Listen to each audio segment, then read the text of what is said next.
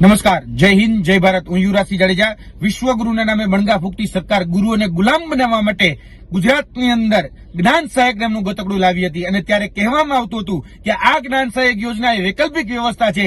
જ્યાં સુધી કાયમી શિક્ષકોની ભરતી ન થાય ત્યાં સુધી આ જ્ઞાન સહાયક યોજના એને વૈકલ્પિક વ્યવસ્થાના ધોરણે અપનાવવામાં આવી છે. હવે આજે જ્યારે કહી શકાય કે 1 મહિના પહેલા ગુજરાત રાજ્ય સરકારે મૌખિક જાહેરાત કરી હતી કે 24,700ની અમે કાયમી ભરતી કરીશું. હવે 24,700ની હજી કાયમી નોટિફિકેશન અમે રાહ જોતા હતા ત્યારે આજે સરકારે જ્ઞાન સહાયકનું નોટિફિકેશન જાહેર કરી દીધું. એટલે મૌખિક જાહેરાત અલગ છે અને લેખિત જાહેરાત કંઈક અલગ આવી રહી છે. એટલે સરકારની કથની કંઈક અલગ છે અને કરની કંઈક અલગ છે.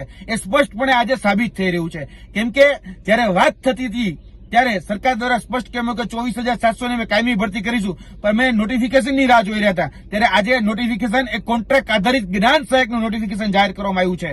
જી હા, અને આજ ગુજરાત રાજ્ય સરકાર એક નવી યોજના લાવી છે ગુજરાતના યુવાનોને કહી શકાય ગેરમાર્ગે દોરવા માટે મૂર્ખ બનાવો યોજના. અને આ મૂર્ખ બનાવો યોજના અંતર્ગત એ મોટા અને લાંબા ગાજરો આપી રહી છે અને એ ગાજરો છે જે યુવાનોને લટકાવીને દેખાડવામાં આવી રહ્યા છે કે અમે આટલી ભરતી કરીશું, પરંતુ એની આડમાં જે કોન્ટ્રાક્ટ આધારિત જે ભરતીઓ છે એને સતત વેગ અપાઈ રહ્યો છે. અમે સરકારને સ્પષ્ટ કહેવા માંગીએ છીએ કે તાત્કાલિક ધોરણે જે તમે મૌખિક જાહેરાત કરી હતી એનું ઓફિશિયલ રીતે અધિકૃત રીતે પોતાની વેબસાઇટ ઉપર એટલે કે સરકારી વેબસાઇટ ઉપર કયા વિષયમાં કેટલી ભરતી કરવામાં આવશે, કેટલું મેકમ છે, કેટલું રોસ્ટર છે, એની તાત્કાલિક ધોરણે જાહેરાત કરવામાં આવે. બાકી અમે સ્પષ્ટ કહીએ છીએ કે તમે મૂર્ખ બનાવો યોજના અંતર્ગત ગુજરાતના જે ભાવિ શિક્ષકો છે એને મૂર્ખ બનાવવાના જ ધંધા કરી રહ્યા છો. અમે આવનાર દિવસોની અંદર જો આની ઓફિશિયલ નોટિફિકેશન જો જાહેરાત નહીં થાય તો આવનાર દિવસોમાં ગાંધીનગરની અંદર અમે વિધાનસભા સત્રમાં જ્યારે વિધાનસભા સત્ર ચાલુ હશે ત્યારે અમે આ જ કેબિનેટનો ઘેરાવો કરીશું. બસ આટલી અમારી સરકારને વિનંતી છે